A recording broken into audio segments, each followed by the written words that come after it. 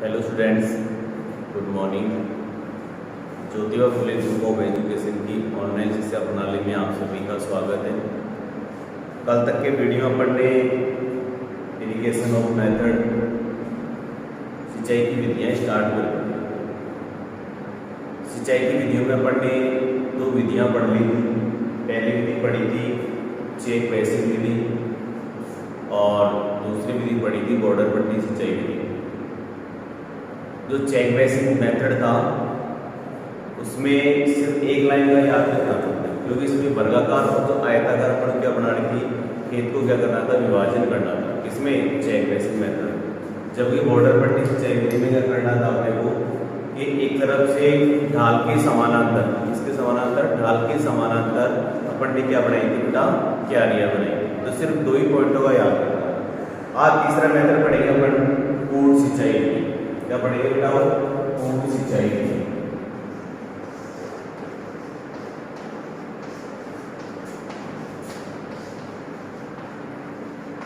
पूर्ण सिंचाई विधि क्या पढ़ेंगे, पूर्ण सिंचाई विधि। अब इस विधि का प्रयोग कौन सी फसल के लिए किया जाता है, ध्यान रखना। इस विधि का प्रयोग पंक्तियों में बोई जाने वाली फसलों के लिए किया जाता है। किसके लिए किया जाता है बेटा, पंक्तियों में बोई जाने वाली फसलों के लिए किया जाता है। जैसे ज्वार है, बाजरा है, मक्का है, वे फसलें किसमें बोई जाती है, कूट के अंदर बोई जाती है, यानी पंक्ति के अंदर बोई जाती है। देखो बेटा, इस विधि में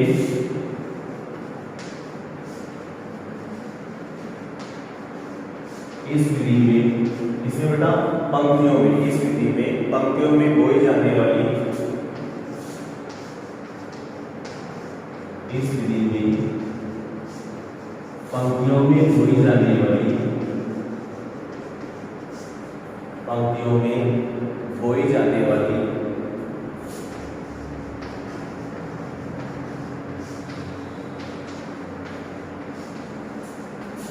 पंक्तियों में बोई जाने वाली फसलों, जैसे कौन सी बोई जाती है बेटा पंक्तियों में, जैसे मक्का है, ज्वार है, बाजरा है, पंक्तियों में बोई जाने वाली फसलों जैसे ज्वार, बाजरा, मक्का के लिए उपयोगी होती है, के लिए उपयोगी होती है।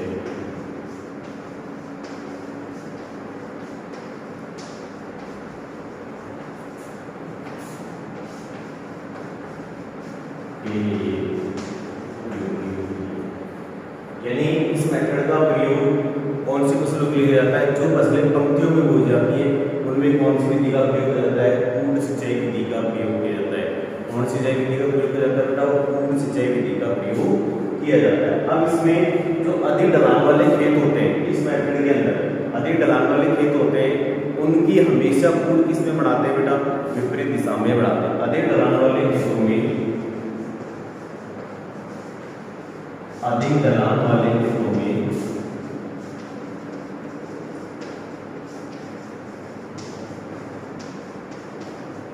अधिक ढलान वाले खेतों में पूर्ण ढाल के विपरीत दिशा में बनाते हैं, पूर्ण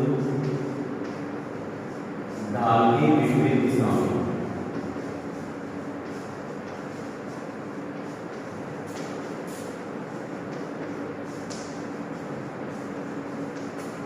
बनाते। आगे पूर्ण सिंचाई विधि। इस विधि में पंक्तियों में बोई जाने वाली फसलों के लिए जैसे ज्वार, बाजरा, मक्का के लिए उपयोगी होती है, और अधिक ढलान वाले खेतों में कूट किसमें बनाते हैं, विपरीत दिशा के अंदर बनाते हैं। अब पढ़ेंगे इसके लाभ। पूर्ण सिंचाई विधि के लाभ क्या है, क्या क्या लाभ होगा पूर्ण सिंचाई विधि।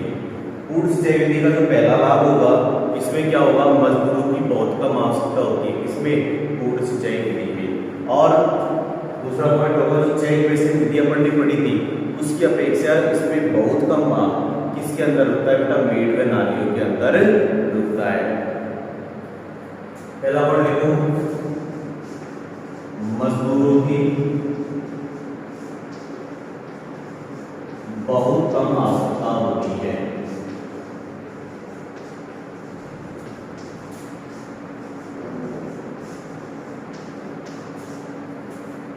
मजदूरों की बहुत कम आवश्यकता होती है। दूसरा होगा चेक बेसिक। चेक बेसिक विधि की तुलना में, चेक बेसिक विधि की तुलना में, चेक बेसिक विधि की तुलना में खेत का बहुत कम भाग, इसका तुलना में खेत का बहुत कम भाग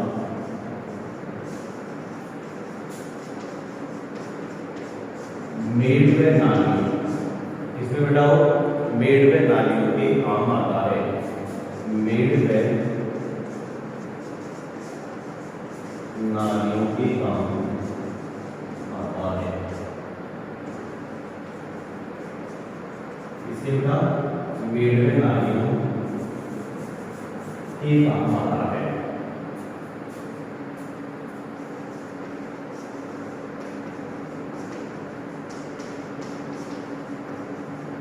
ये हो गया कूट सिंचाई विधि, यानी इस विधि का उपयोग किस मेथड के लिए किया जाता है? जिन फसलों की उपज कमजोर होती जाती है उसके लिए कूट सिंचाई विधि का प्रयोग किया जाता है, जैसे ज्वार है, बाजरा है, मक्का है। दूसरी बात, जिस खेत में ढाल अधिक है उसमें जो कूट बनाएंगे वो ढाल की विपरीत दिशा में बनाएंगे। अपन ने इसके लाभ पढ़े। पहला लाभ क्या था बेटा? पहला लाभ यह था जिसमें मजदूरों की बहुत कम आवश्यकता होती है, किसमें? कूट सिंचाई विधि में। और दूसरा लाभ होता था कि चेक बेसिक विधि की तुलना में इसमें क्या होता है बेटा, जो खेत का अधिकतम भाग वह खेत का बहुत कम भाग मेड़ व नालियों के रूप में रुकता है। अब पढ़ेंगे इसकी हानि।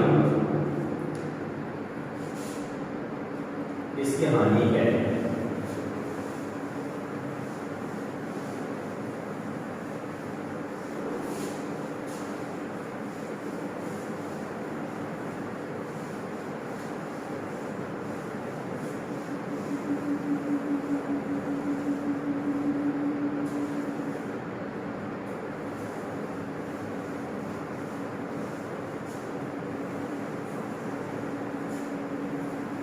कूट सिंचाई विधि पढ़ेंगे हमारे।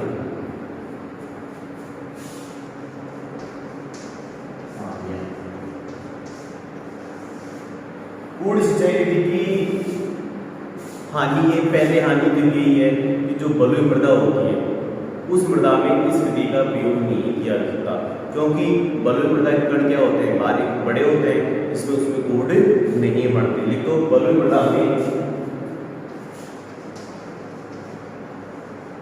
बलुई मृदा में इस विधि का प्रयोग,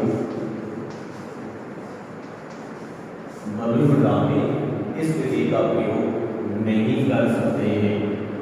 इस विधि का प्रयोग नहीं कर सकते हैं। ठीक है, पहला पॉइंट, पहली हानि, यानी इस विधि का प्रयोग कूट सिंचाई विधि के अंदर नहीं कर सकते क्योंकि बलुई मृदा में कूट नहीं बढ़ते। दूसरी बात, अधिक वर्षा वाले क्षेत्रों में, अधिक वर्षा वाले क्षेत्रों में,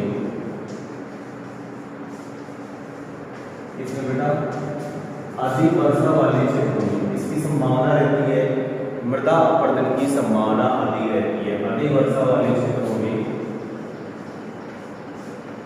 मृदा अपरदन की संभावना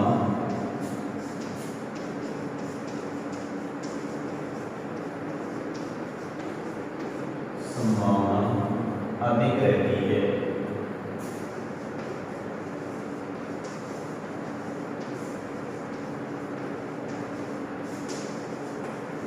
तीसरा पॉइंट होगा मेड़ों में लवण एकत्रित होकर इस पे प्रभाव डालते हैं, पौधों पर अपना बुरा प्रभाव डालते हैं। मेड़ों पर लवण एकत्रित होकर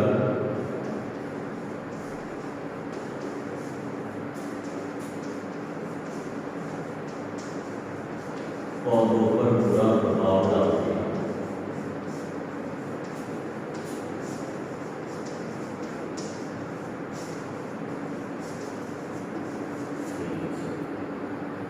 ये क्या हो गई बॉर्डर पट्टी, उसके नाम से पूर्ण सिंचाई विधि की हानियां, यानी भव्य मृदा में इसका प्रयोग नहीं कर सकते। दूसरा, अधिक वर्षा वाले क्षेत्रों में मृदा अपरदन की संभावना अधिक रहती है। और तीसरा होता है मेड़ों पे लवण एकत्रित होकर क्या करते हैं प्रभाव डालते हैं। अब मेड़ों पे लवण कैसे एकत्रित होंगे, जैसे मान लीजिए लवण वाला क्षेत्र है और ये इस प्रकार से क्या बने हुए कूड़ बने हुए, इस तरीके से कूड़ बने हुए। अब ये कूड़ों के बीच में क्या होता है पानी होता है और इनमें क्या बोले होते हैं लवण घुला रहता है पानी में। तो जैसे ही वाष्पीकरण की क्रिया होगी, इसकी क्रिया मतलब कौन सी क्रिया वाष्पीकरण क्रिया, वाष्पीकरण क्रिया होगी तो ये जल कहाँ आएगा ऊपर की तरफ आ जाएगा और ये लवण भी कहाँ जाएंगे ऊपर की तरफ आ जाएंगे। जल तो वाष्पीकरण के रूप में उठ जाएगा और लवण कहाँ जमा हो जाएंगे मृदा की सतह पे जमा हो जाएंगे। इसके मेड़ों पर लवण एकत्रित होकर क्या करते हैं पौधों पर उसका प्रभाव डालते हैं। ये हो गया बेटा पूर्ण सिंचाई विधि। अब पढ़ेंगे अधोभूमि सिंचाई विधि।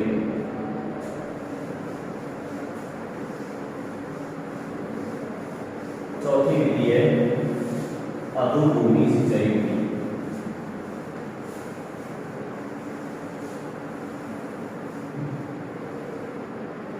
चौथा मेथड है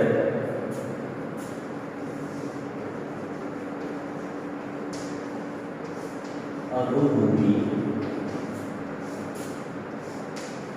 सिंचाई विधि।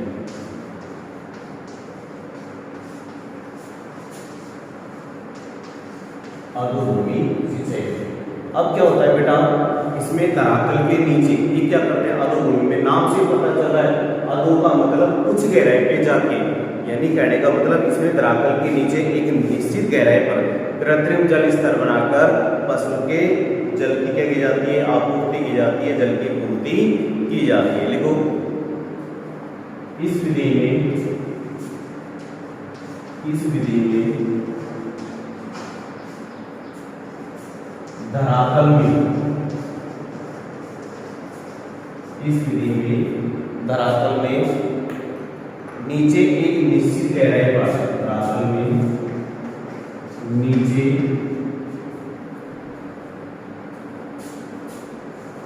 एक निश्चित गहराई पर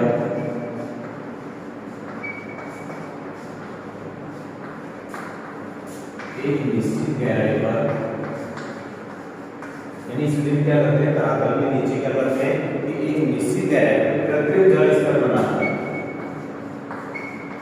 कृत्रिम जल स्तर बनाकर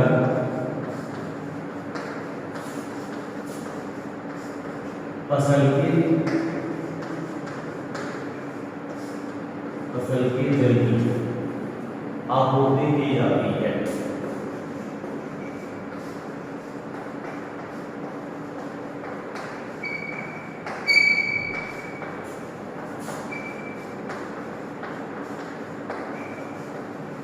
ये बेटा अधोभूमि सिंचाई है, यानी इस नाम से पता चला अधो का मतलब कुछ गहराई पे इसमें मृदा में, यानी इसमें क्या करते हैं धरातल के नीचे एक निश्चित गहराई पे जाकर क्या बनाएंगे कृत्रिम जल स्तर बनाएंगे और कृत्रिम जल स्तर बना के क्या करेंगे फसल की जल की क्या की जाती है आपूर्ति की जाती है। अब पढ़ेंगे बेटा बौछार सिंचाई। क्या पढ़ेंगे बौछार सिंचाई।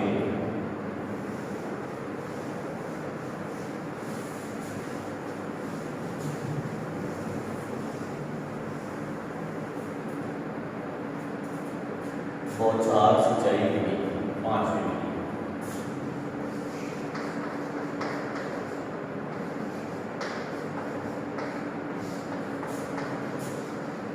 बौछार सिंचाई विधि स्प्रिंकलर इरिगेशन मेथड। बौछार सिंचाई बहुत ही इंपॉर्टेंट सिंचाई विधि है बेटा। इस विधि में क्या किया जाता है कि जो क्या नाम से पानी होता है उसको बौछार के रूप में या वर्षा के रूप बौछार के रूप में या वर्षा के रूप में क्या किया जाता है फसल के ऊपर वितरित किया जाता है। इस सिंचाई में क्या होता है, इस सिंचाई प्रणाली में क्या होता है कि पंप द्वारा पानी कहाँ जाता है बेटा मुख्य पाइप में जाता है। इधर देखो बौछार सिंचाई नाम से पता चल रहा है बौछार के रूप में। इस सिंचाई में क्या करते हैं जो पानी होता है जल होता है उसको बौछार के रूप में फसल के ऊपर क्या किया जाता है, वितरित किया जाता है या छोड़ा जाता है। अब इस विधि में होता है क्या बेटा, पंप होता है। क्या होता है, पंप। इस पंप से पानी कहाँ जाता है बेटा, सहायक पाइप, मुख्य पाइप में। कहाँ जाएगा, पंप से जो पानी आएगा किस में आएगा बेटा, मुख्य पाइप में। इसमें आएगा मुख्य पाइप से।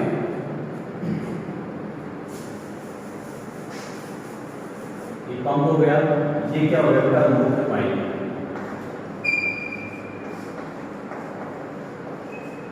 अब इस मुख्य पाइप से पानी कहाँ जाएगा बेटा, सहायक पाइप लगे होते हैं इस तरीके से।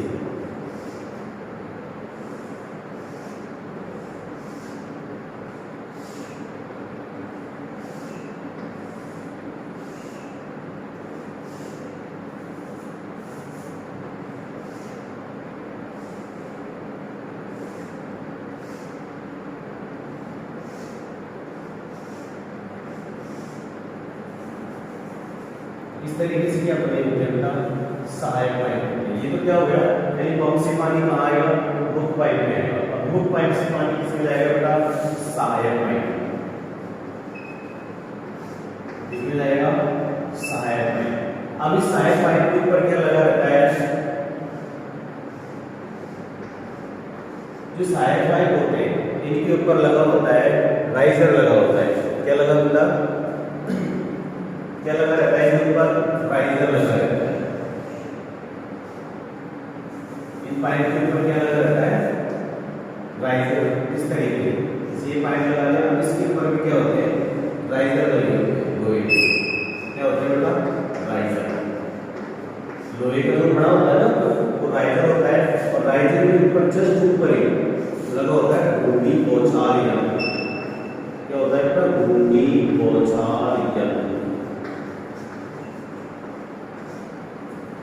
यानी पानी मुख्य पाइप से कहाँ जाए, क्या नाम से, पंप से कहाँ आएगा, मुख्य पाइप के अंदर आएगा। मुख्य पाइप से क्या जुड़े होते हैं बेटा, सहायक पाइप के अंदर आएगा। सहायक पाइप के ऊपर क्या लगे रहते हैं, राइजर लगे होते हैं। और राइजर के ऊपर क्या होता है, घूर्णी बौछार यंत्र होता है। और ये घूर्णी बौछार यंत्र क्या होता है, चारों तरफ इस तरीके से घूमता रहता है, रोटेट करता रहता है। चारों तरफ घूमेगा तो पानी को फुहार के रूप में फसल के ऊपर क्या करता रहता है बेटा, गिराता रहता है। वो होता है बौछार सिंचाई। आगे समझ, यानी इस विधि में क्या होता है कि पानी को बौछार के रूप में या वर्षा के रूप में क्या किया जाता है बेटा, वितरित किया जाता है। अब इस सिंचाई प्रणाली में क्या करते हैं, पंप के द्वारा पानी कहाँ जाएगा, मुख्य पाइप में जाएगा। मुख्य पाइप से कहाँ जाएगा, सहायक पाइप में जाएगा। और सहायक पाइप से कहाँ जाएगा, सहायक पाइप के ऊपर क्या लगे रहते हैं, लोहे के राइजर। वो लगे रहते हैं, पतली सी वो लगे पाइप से लगा रहता है, उसको बोलते हैं बेटा राइजर। क्या बोलते हैं, राइजर। और राइजर के जस्ट ऊपर क्या लगा रहता है, घूर्णी बौछार यंत्र लगा होता है। क्या लगा रहता है, स्प्रिंग टाइप का, एक स्प्रिंग सी बनी होती है, उसको क्या बोलते हैं, घूर्णी बौछार यंत्र। यानी इस प्रकार की स्प्रिंग सी होती है वो, और इसके ऊपर एक पतली सी बनी होती है। ये क्या होता है बेटा, घूर्णी बौछार यंत्र। जैसे ही पानी आएगा तो क्या नाम से घूमने लगता है और पानी को फुहार के रूप में या बारिश के रूप में किसके ऊपर फेंकता है, फसल के ऊपर फेंकने लगता है। उसे कहते हैं बौछार सिंचाई। क्या कहते हैं बेटा, बौछार सिंचाई। इस चित्र को ऐसे ऐसे बना लेना, मैं इसका वर्णन करा सकता हूं।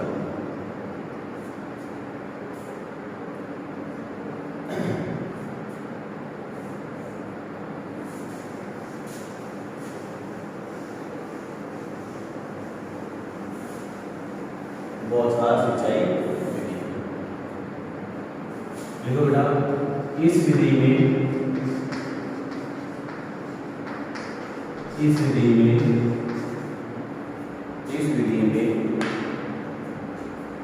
पानी को बौछार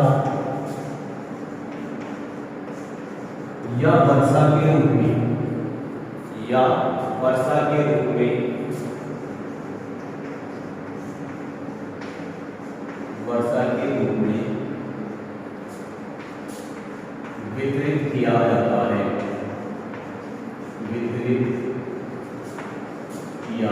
है। यानी इस विधि में पानी को बौछार या वर्षा के रूप में क्या किया जाता है बेटा, वितरित किया जाता है। इस सिंचाई प्रणाली में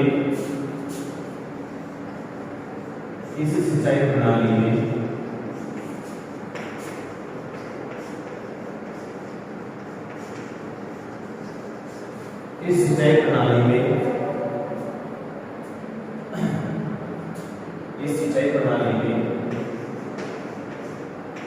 पानी पंप के द्वारा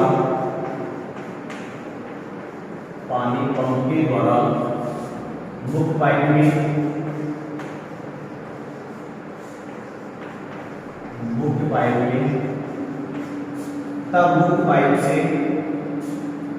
तथा मुख्य पाइप से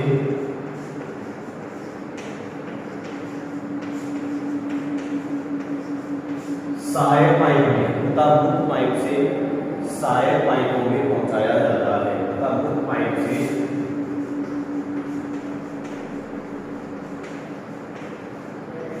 सहायक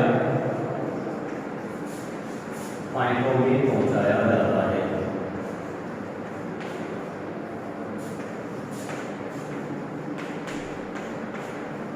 सहायक पाइप के ऊपर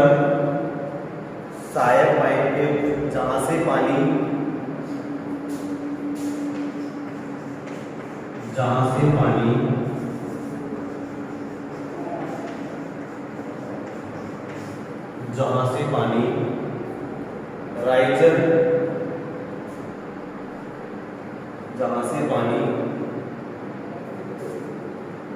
पाइप में पहुंचाया जाता है तथा सहायक पाइप के ऊपर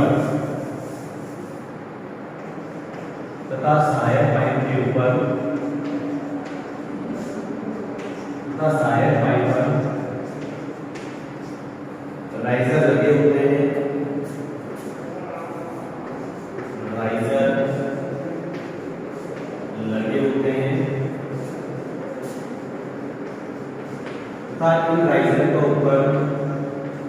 तथा इन राइजर के ऊपर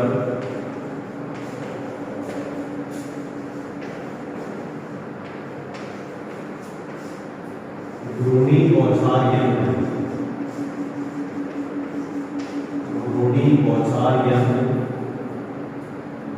बौछार यंत्र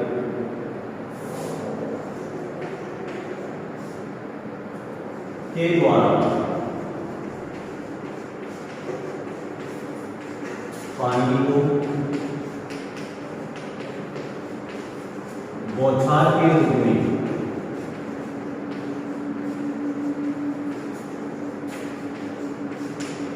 फसल के ऊपर गिराया जाता है।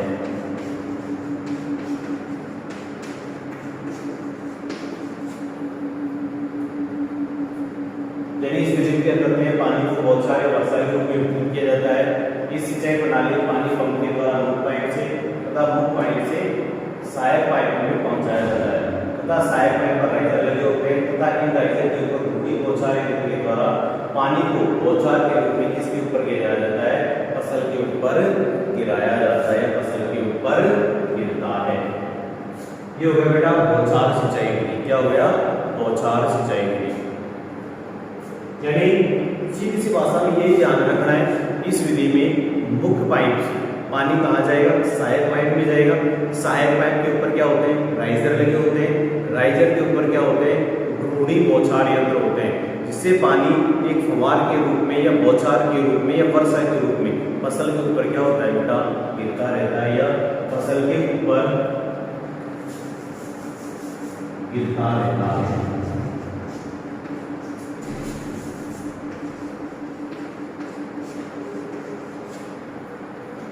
ठीक है, अब इसके बाद पढ़ेंगे बौछार सिंचाई विधि के लाभ है हानि। इसके लाभ क्या है और हानि क्या है?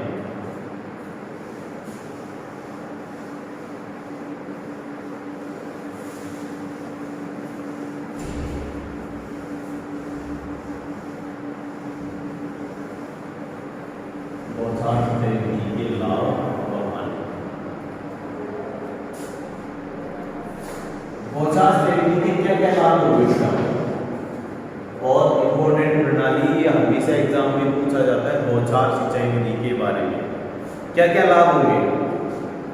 पहला लाभ तो ये होगा बेटा, फसलों को पाले से बचाया जा सकता है। यानी बौछार सिंचाई विधि में जो हमारी फसल है उसको किससे बचाया जा सकता है? पाले से बचाया जा सकता है। किससे बचाया जा सकता है बेटा? पाले से बचाया जा सकता है। दूसरा लाभ ये होगा कि अपन जल के साथ साथ क्या दे सकते हैं, पूरकों को भी आसानी से दे सकते हैं। यानी अपन जल तो देंगे, उसके साथ अपन क्या दे सकते हैं, पूरक भी दे सकते हैं। उसके बाद मेड़ न होने, यानी बौछार सिंचाई विधि में क्या होती है, मेड़ नहीं होती, मेड़ नहीं होगी तो आसानी से अपन किसका प्रयोग कर सकते हैं, मशीनों का प्रयोग कर सकते हैं। इसमें पानी का भी क्या नहीं होता, हास नहीं होता और मृदा पर पपड़ी बनने की भी समस्या इसमें नहीं रहती। पहले लिखेंगे पहला लाभ,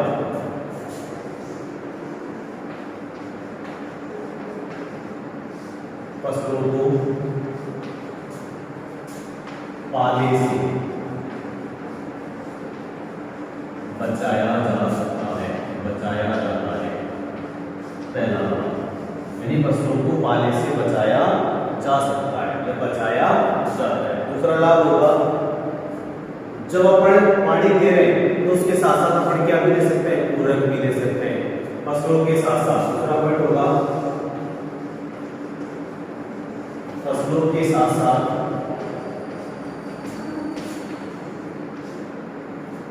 दूसरा पॉइंट होगा सिंचाई के साथ, सॉरी फसलों के साथ में सिंचाई के साथ।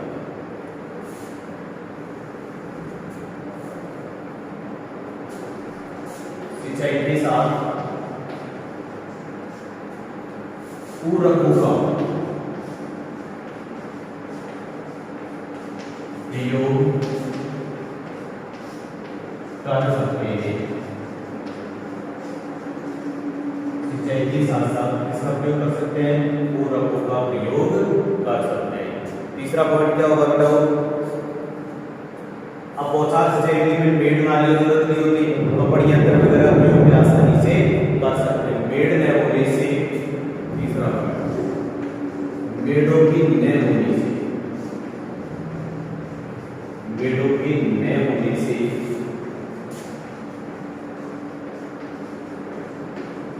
यंत्रों का आसानी से प्रयोग किया जा सकता है, प्रयोग किया जा सकता है। यानी पेड़ और नालियां नहीं होगी तो यंत्रों का आसानी से प्रयोग कर सकते हैं। चौथा लाभ होगा बेटा, इसमें पानी का बहुत कम नुकसान होता है, पानी का बहुत कम हास होता है। इसमें बौछार सिंचाई विधि, चौथा लिखेंगे पानी का बहुत कम हास होता है।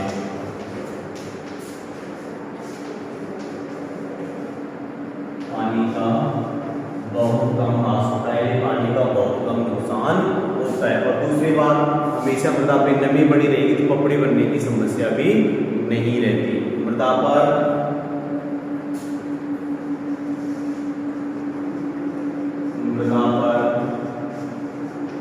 पपड़ी बनने की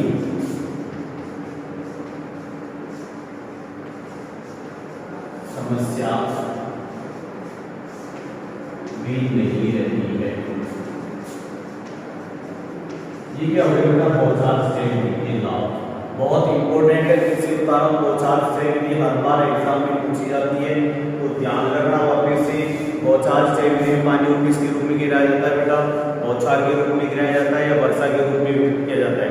इस विधि में क्या होता है, मुख्य पाइप होता है, मुख्य पाइप से क्या होता है, क्या नाम से पंप होता है, पंप से पानी आएगा मुख्य पाइप में, मुख्य पाइप से पानी कहाँ जाएगा, सहायक पाइप के अंदर, और सहायक पाइप के ऊपर क्या होता है, लोहे के राइजर लगे होते हैं और राइजर के जस्ट ऊपर ही क्या होता है, घूर्णी बौछार यंत्र होता है जो पानी को फव्वार के रूप में फसलों के ऊपर गिराता रहता है। अब इसके लाभ पढ़ेंगे। लाभ क्या होगा, यदि मान लीजिए पानी हमेशा फसल में फुहार के रूप में गिर रहा है तो पानी की संभावना नहीं रहेगी।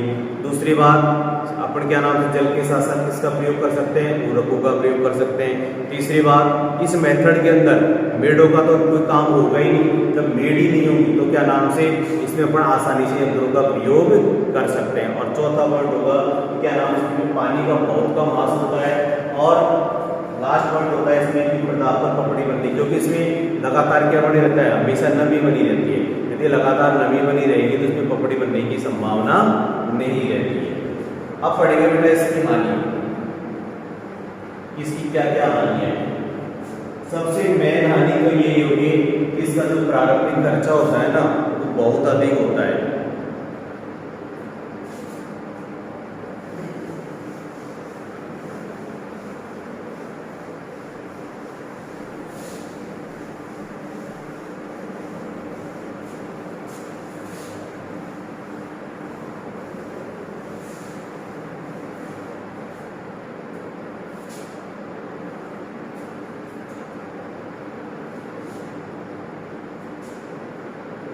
तो बेटा हानि हानियां क्या क्या हानि होगी? पहली हानि तो यही होगी कि इस मेथड में जो प्रारंभिक लागत होती है वो बहुत अधिक होता है। पहला होगा प्रारंभिक खर्च,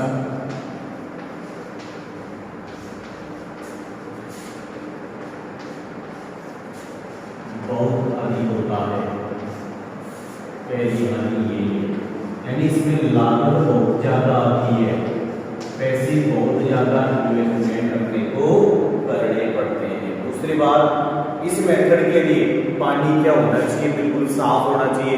यदि पानी साफ नहीं होगा तो इसमें क्या होगा? जो छोटे छोटे पाइप होते हैं, राइजर वगैरह होते हैं, उनमें क्या हो जाएगा? कचरा भर जाएगा और वो हमेशा के लिए क्या हो जाएंगे? खराब हो जाएंगे। इसलिए पानी इसके अंदर साफ होने की, पानी साफ होना चाहिए। दूसरा पॉइंट होगा पानी साफ होना चाहिए। छोटे छोटे पॉइंट का हम ध्यान रखना। तीसरा पॉइंट क्या होगा बेटा? कि वायु की अधिक गति। मान लीजिए अपन ने फव्वारे चला रखे, खेत में फव्वारे चला रखे और फव्वारे चलाते समय वायु बहुत तेज से चल रही है, तो वायु तेज से चल रही है तो पानी क्या होता है? एक तरफ जाता रहता है, पानी का समान रूप से वितरण नहीं होता है। देखो तीसरा पॉइंट, वायु की अधिक गति होने पर, वायु की अधिक गति होने पर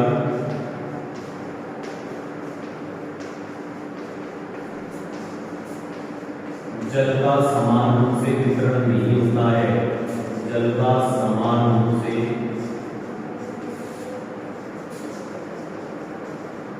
वितरण नहीं होता है।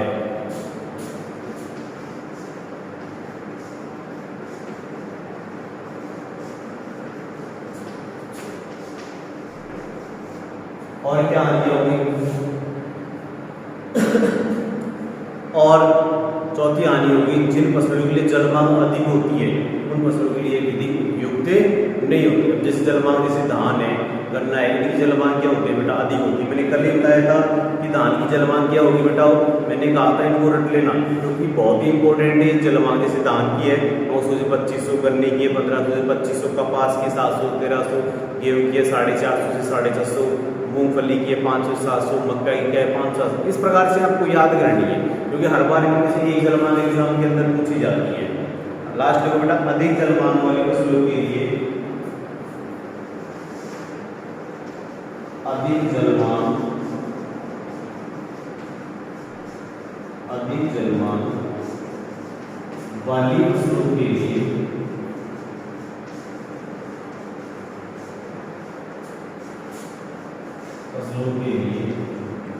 उपयुक्त विधि नहीं है।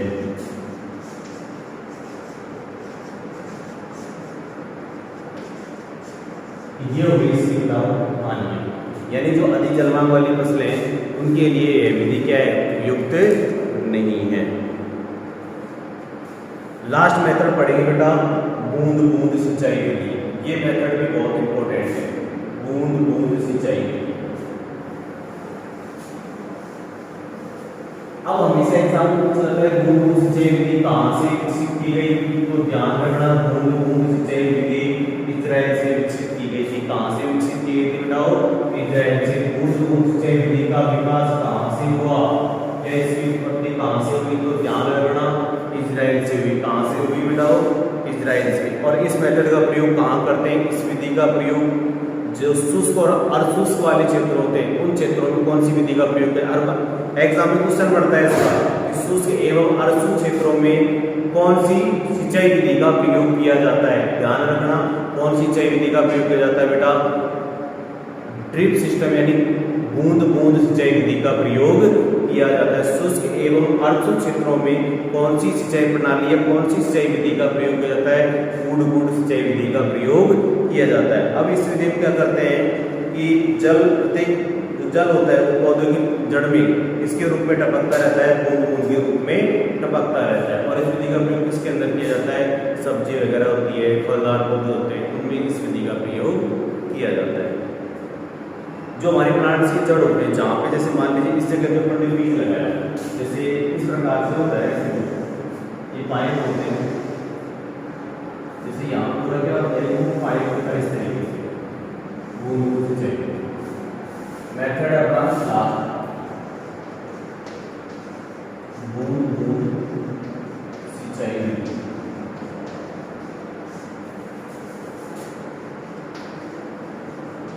लास्ट पॉइंट है हमारा छठा बूंद बूंद सिंचाई विधि।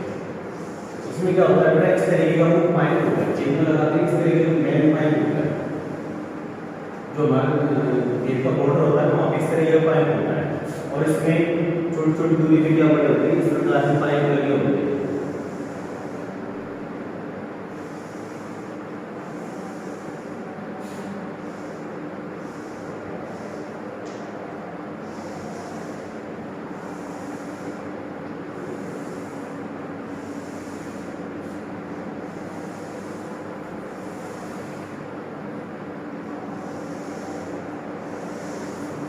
इस प्रकार से पाइप होते हैं, ये तो मूव पाइप हो जाता है और ये सारे क्या होते हैं, साइड। अब इनमें क्या होता है, इस प्रकार से बुना होता है, बूंद से जहाँ से पानी टपकता रहता है, इस प्रकार से बने होते हैं, छिद्र होते हैं, इसमें लगातार पानी आता रहता है। और इसमें यहाँ पे अपन क्या लगाते हैं, हमारे यहाँ पे पौधा होता है और ये इसकी जड़ होती है, इसमें लगातार क्या होता है, पानी इसमें क्या कर देता है, लगातार जड़ों के अंदर टपकता रहता है। ये होती है बेटा बूंद बूंद सिंचाई। इस प्रकार से इसके अंदर ये लगा होता है और उसके जस्ट पास में जहाँ पे पानी का निकास होता है, बूंद बूंद के रूप में जड़ प्लांट जो पौधा होता है उसकी जड़ों में क्या होता है, इनका टपकता रहता है। अब लिखो इसमें बूंद बूंद सिंचाई विधि के बारे में।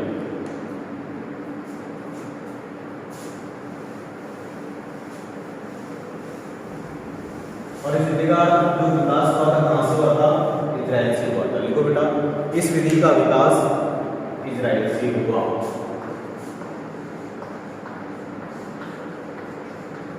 इस विधि का विकास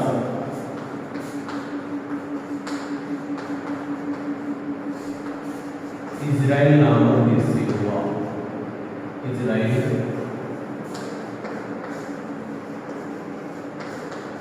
नामक देश से हुआ।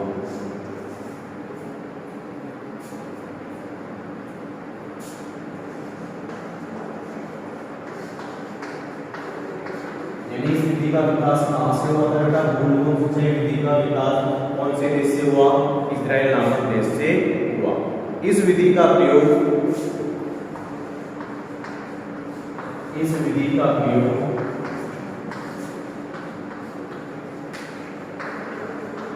शुष्क एवं अर्धशुष्क, शुष्क एवं अर्धशुष्क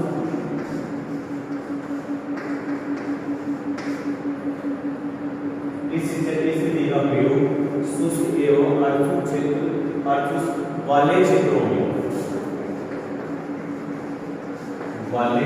में किया जाता है। शुष्क एवं अर्धशुष्क वाले क्षेत्रों में किया जाता है। इस विधि में जल इस विधि में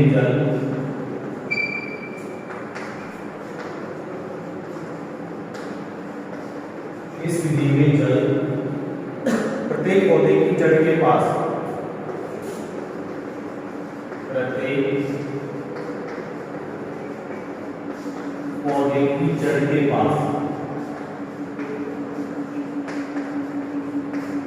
बूंद बूंद के रूप में टपकता रहता है। बूंद बूंद के रूप में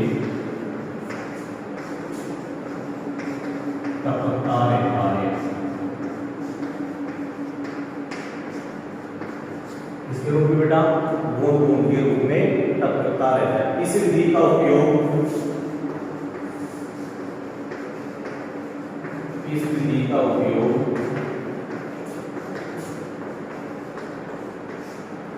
फलदार पौधों के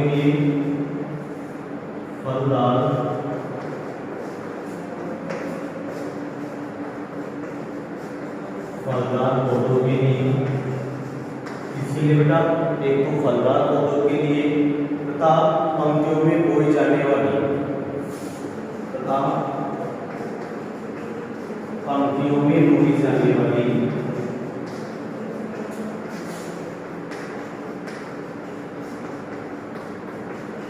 फसलों के लिए किया जाता है। बोई जाने वाली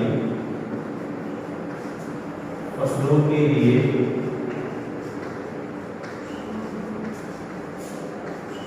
किया जाता है। ये हो गया बेटा बौछार सिंचाई को सॉरी बूंद बूंद सिंचाई, यानी बूंद बूंद सिंचाई विधि का विकास कहाँ से हुआ बेटा? इजराइल नामक देश से हुआ। इस विधि का प्रयोग कौन से क्षेत्रों में किया जाता है? शुष्क एवं अर्धशुष्क क्षेत्रों में किया जाता है तथा इस विधि में जल को प्रत्येक पौधे की जड़ के पास जो जल होता है किसके रूप में टपकता रहता है? बूंद बूंद के रूप में टपकता रहता है। अब पढ़ेंगे इसके लाभ व हानि। बूंद बूंद सिंचाई विधि के लाभ व हानि क्या है?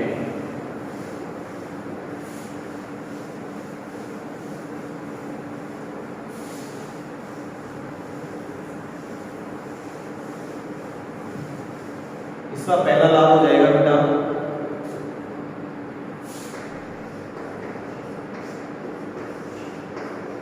जल उपयोग दक्षता।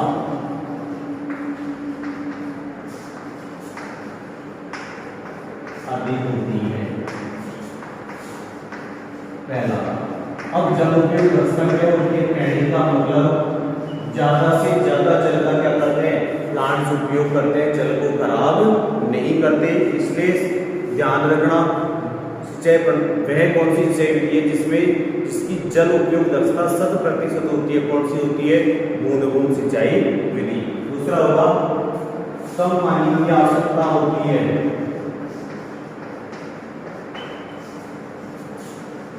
कम पानी की आवश्यकता होती है। 2 लाभ। तीसरा लाभ होगा बेटा बार बार सिंचाई करने से लवणों का क्या हो जाता है? निक्षालन हो जाता है। बार बार सिंचाई करने से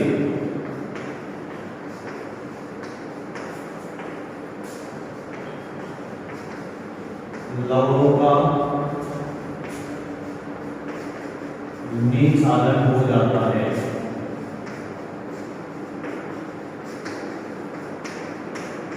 क्या हो जाता है बेटा? लवणों का निक्षालन हो जाता है। कीट और व्याधियों की समस्या भी क्या होती है? कम होती है। कीट एवं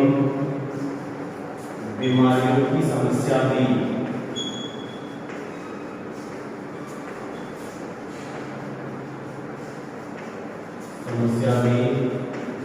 कम होती है।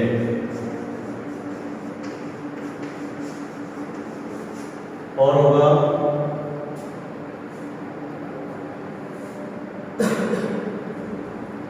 सिंचाई के लिए कम मानव श्रम की आवश्यकता होती है।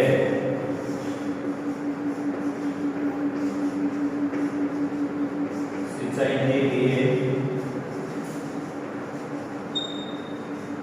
कम मानव श्रम की आवश्यकता होती है।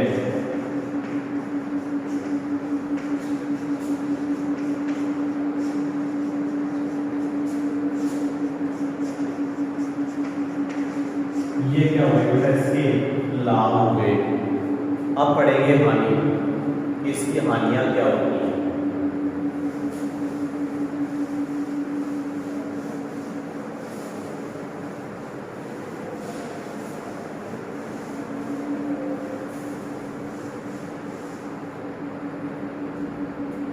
पहली हानि है इसकी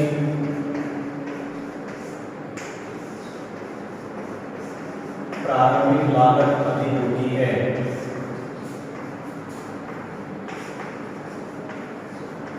पहली वाली क्या होती है बेटा, इनकी जो प्रारंभिक लागत होती है वो क्या होती है, अधिक होती है। दूसरी होगी कुशल श्रमिकों की आवश्यकता होती है,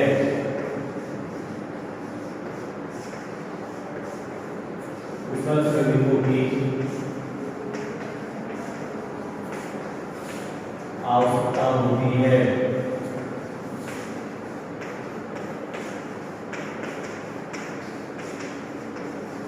और वार्षिक फसलों में बार बार लगाना व हटाना पड़ता है। वार्षिक फसलों में बार बार लगाना व हटाना पड़ता है।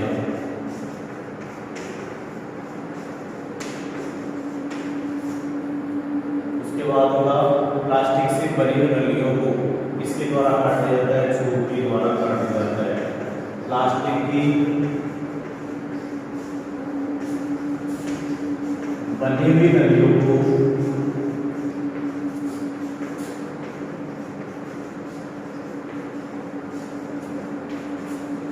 चूहों के द्वारा